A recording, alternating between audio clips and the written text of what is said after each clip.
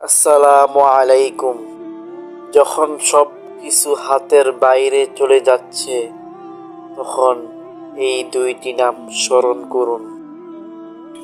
ইয়া মালিকু, হে সকল রাজ্যের একমাত্র মালিক, আমার জীবন, আমার রিজিক ও আমার ভবিষ্যৎ সবই তোমার নিয়ন্ত্রণে।